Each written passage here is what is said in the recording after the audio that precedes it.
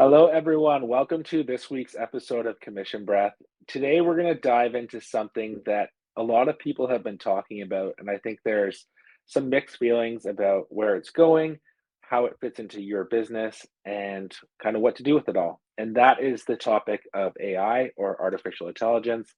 And I think, love it or hate it, if you're afraid of it or not, it's going to be a part of the future of the mortgage industry. So I think it's time that we kind of see how it can fit into things. Yeah, it seems like the quite the hot topic lately, and for me personally, like AI always felt like the next Bitcoin and crypto, like just this big hype, and everyone was hyping it. I do believe part of that it's part of it, but I do believe like AI is the future. So we're just going to kind of talk about what we're using tool wise in our businesses, and from an overall perspective of whether it's going to stay, whether it's going to impact us as mortgage brokers in the future, and that kind of good stuff. Yeah, so I never really thought of it from like a cryptocurrency perspective. I always thought that was kind of like, a whole other spectrum. I looked at it more from those people who were scared to get Facebook or Instagram. And I think that's kind of like what AI is more so going to be. It's going to be this tool that just becomes a part of everyday life and it becomes just second nature to use. But also, I think there's going to be a whole wave of people who are on the frontier, like pioneers in the space.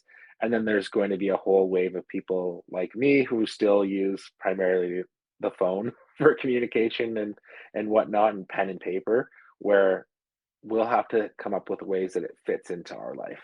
Yeah, I more so meant like the overall theme of like you just see everyone talking about it, YouTube videos everywhere. And it's just like sometimes it gets annoying. It's like, man, we get it. AI is here, but it is here. It's here to stay. And it's crazy to think like what it's going to be in 2 years from now. And I also wouldn't sell yourself short, man. I think you're pretty on top of AI in general. Like, why don't we kind of dive into what you're doing right now from your discovery call perspective? Yeah, so I'll take my tinfoil hat off for a second. I got totally scared of losing my Well mind to well, these how did things. this start? Because I remember did you call me or texted me about this thing? And you're like you sound like you're in outer space. You're like, "Man, I got this next great idea with our discovery calls." Like, I was like, "Dude, is this Brandon? Like, what's going on here?" I might have been experimenting with certain things on a weekend, and I went down a deep rabbit hole of thought. And it was around scripting and discovery call and the things we do over and over again. And it kind of stemmed from a conversation I was having with my sales coach. And he was like, okay, you're going to have this discovery call with every single client. It's so important. It's going to make you the most money, or it's going to cost you the most money, so get very good at it and become a student of your scripting was his idea. So I got thinking about it and he wanted us to like record it on an old burner phone and then play back and listen to it. And I was like, okay, that's a good idea, but there's a better way to do it. So the idea hit me when I was on a phone call. I had it on speakerphone. I was typing notes and I was like, okay, taking the notes, ask the question. And then I realized, oh, well, Loom has AI transcribing of videos and summary points. So I'm like, I'm going to try flipping my Loom on for a second. So I flipped Loom on in the background of the call. I got the whole call transcribed with a summary of it as well. So I was able to send the client that summary. And then I was able to take the transcribed notes and kind of look at my scripts, look at where I stumbled over things, and additionally, it allowed me to be more present in the call because I wasn't typing in things like, "Hey, Tom, are you salary or hourly?" Like, just little things like that. Like it was already recorded for me. So it made me more present, which helped the call go better. I had all these data points. And then after I did this for like 5 or 6 calls that week, I had those transcripts where I could compare them and kind of see what worked, and then also to see which clients actually went through, did the application, did it properly, and it gave me a ton of insights. And I realized quite a few things I was missing from call to call just by like not following the process the same every time. So it was great. So, couple questions. How accurate was the transcription? And like, did it pick up on every single word? And also, was the summary pretty accurate as to like what you needed from that call?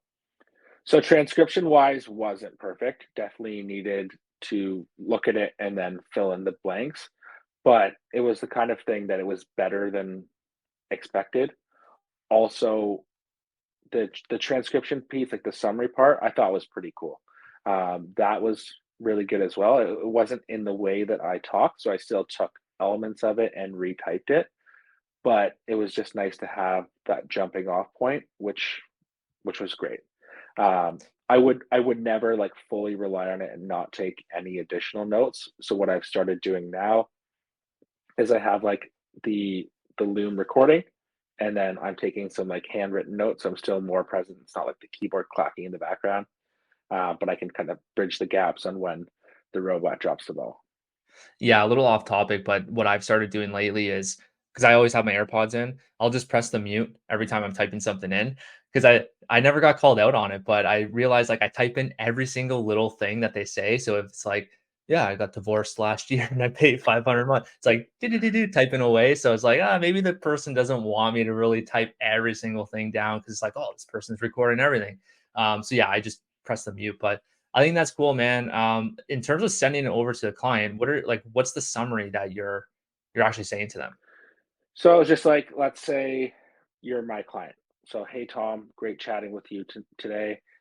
Here's your application link. So you get your Finmo link coming to you, and here's a summary of what we chatted about today. Let me know if I missed anything or there's any key points you want to highlight. And then I just say, when you submit your application, you're going to receive an automated request for documents. Upload what you have, and then we'll circle back on anything missing, and it just kind of preps them for the next couple steps that they're going to face. Cool. I like it. Yeah, yeah. Is there any other tools that you use right now, or is there any other thoughts that you have in terms of like whether you should tool up with AI or let it sit for a bit and see where these tools develop in the future? Is it a waste of time? Like maybe kind of elaborate on all that good stuff. Yeah, so I think the Loom piece, like this is just a functionality built into something I already use. So from that perspective, I like that. It was nice to have. I've noticed some like lender software and stuff like that coming out with different AI functioning. I'm not tooling up with that yet. If I start to hear some pretty good feedback on it, maybe I will. But right now, I'm just keeping it simple, using the basics. Like, I know a lot of people go to ChatGPT for every idea and things like that. I'm going to still stay pretty old school, but as these features get built onto things I'm already using, I'll explore them a bit further. Yeah, and to that point with ChatGPT, I can kind of go down a bit of a rabbit hole. But before I do, I realize like sometimes I'm spending more time prompting ChatGPT when I already kind of know what I want to say in emails and whether it's a text script I'm trying to get, I kind of already have a good idea. And it probably would have been quicker for me to just really just fill it out and type it out instead of prompting ChatGPT. But my other thought to that is I think if you get really good at prompting and you put the hours in, then eventually it'll be quicker for you and beneficial to actually use Chat GPT long term. So I'm giving it a chance. Like I told you the other day, Brandon, that I'm kind of doing a deep dive on it. So one thing I realized is ChatGPT has like a lot of different functionalities that I didn't know. So ChatGPT 4 is the newest one. And that compared to 3.5, apparently it's like, don't quote me on the number, it's like 100 times better or whatever it is. And the really cool part with that is you can do these plugins. So I'll use an example of this plugin. I forget what it's called, but it surfs the internet. So everyone knows that the original model of ChatGPT only goes back to like or up to 2021. Well, this now you can surf the internet. So what I'm doing, like the other day, I was like, "Hey, list me out a list of all of these people that should be on my podcast." So I prompted and said, "Hey, this is what my podcast is about. If I talk, this is what we want to really teach people. Search in my local area a list of people that you think would be good to hop on my podcast, and that I can leverage their audience and their followers, all that good stuff." And it spit out a good list for me. And I was like, "This is really cool." Rather than trying to spend time surfing on like Instagram and YouTube for these people, it just spat out like 100 names for me. So ChatGPT 4 has a lot of cool plugins. I can go all day about that, but I'll maybe that's for another episode. But the only thing I would say to that is just really try to keep an open mind. Not you, but people in general, keep an open mind, and you'd be surprised like what some of these things can do. For sure. I think stuff like that where it really amps up your efficiency and you're using it in a way that's like, okay, this is giving me a list of people to message on Instagram or a list of people to call. It's not like I'm gonna just use this and then have like AI send out, "Hi, it's Tom." Like, you know what I mean? It's prompting the human action where I think that's the win. All of these tools should allow us more time and flexibility to put more human elements into our business. Yeah, exactly. And one another example that I'm doing right now is I have my phone set up on the back of my computer and it's in a vertical format recording for reels. And I'm not using it for our commission breath Instagram. I'm more so testing it out for our FI talk for consumer based content. So what I will be doing is to test this out, there's a program called Opus where you toss in a long form video and it spits out these clips for short form videos with the actual subtitles, the captions, all that stuff. It's pretty cool. I tested out with you not too long ago, and it's good. It's not as good as like hiring someone else out, but it's pretty good baseline stuff. For sure, and I think if you're on a budget constraint or you just need to get the ball rolling, you know, that little spark for motivation, things like Opus and AI tools like that, they're great way to just get the snowball rolling. And then from there, you can build and then layer on top of it. Yeah, exactly, man. Okay, so tell us a little bit more because we always say this. I'm kind of the dinosaur or the farmer. I'm old school. You're the astronaut. You're kind of chasing new worlds and trying to build life on Mars in the mortgage space. So why don't you tell us a little bit more about what you're using AI for and some of the tools you've been working with? So I can go deep on this, man. You want me to go deep? Go deep. We'll Let's do it. we'll go semi-surface deep. Okay, so uh, pretty much what I'm doing right now, and I haven't even told you this yet, but I built out this morning. So I talked about this on one of the last podcasts. I wake up at 5 usually. Some days a bit later, usually 5 a.m. This other day I woke up at 4. I was like, I can't get back to sleep. Like my son's crying all night. Fuck it, I'm just gonna go work. So I went straight to the office, got my coffee, and then I built out.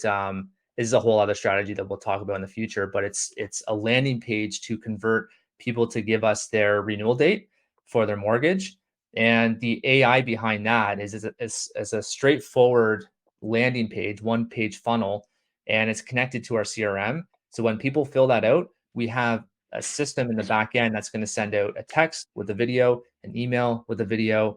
We'll tell you all about the details in the next episode. But from there, what I'm thinking of doing, I don't know if I'm going to go this far with it, but we can hook up ChatGPT and have it literally live chat with these people. And there's also another functionality within our CRM where we can have this chat bot that talks with these people to try to convert them to a phone call. I don't know if it's right for what we're trying to do here with the mortgage renewals, but it's something to play around with.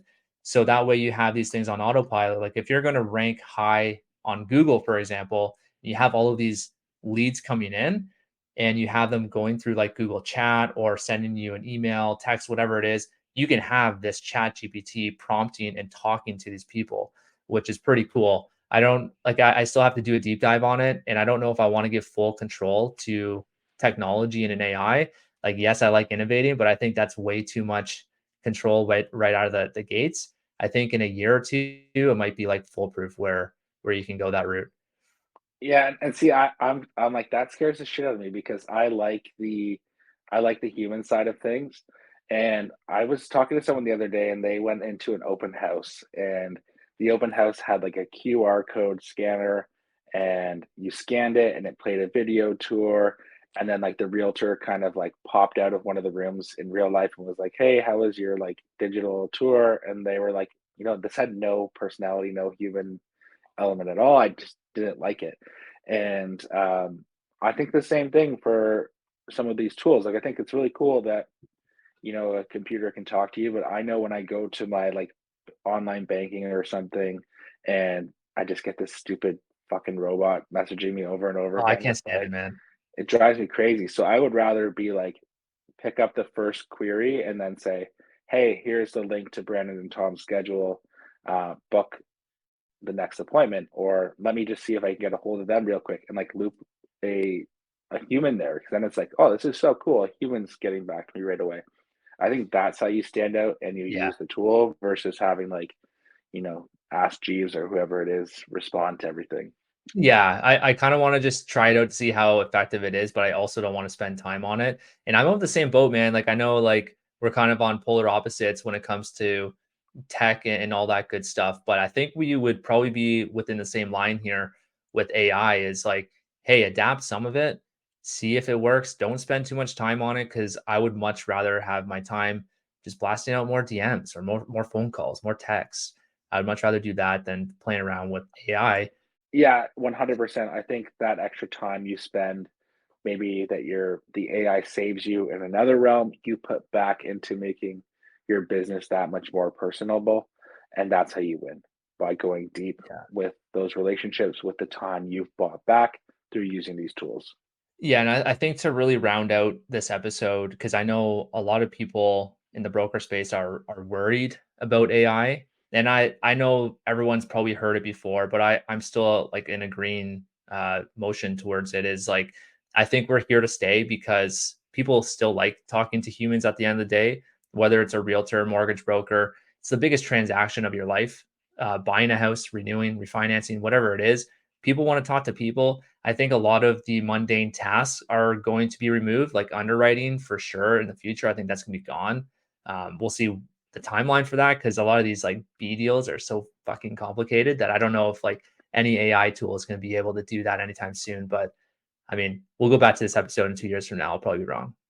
You just gave me the $1,000,000 idea. I'm gonna have the AI that does bank statement reviews for BFS comments. All right, I'll see you Yeah. in 5 years, man. Yeah, no, I totally agree with you. I don't think we're going anywhere right now. Eventually, everyone's gonna be pooched, but, by that point, we'll be living on a different planet and just be sitting back drinking You'll some. have major money by that point. So we've got a Yeah, runway here, folks. Just put your nose down and get at it. Make some money. exactly. All right, guys. I know some of you are probably way deeper in the rabbit hole than us, so let us know what you're using for AI and kind of some tips, tools, and tricks that you think might be relevant to us. And for those of you who are totally fearing it, let us know if you're going to implement any of this stuff. Awesome. Peace out. Peace.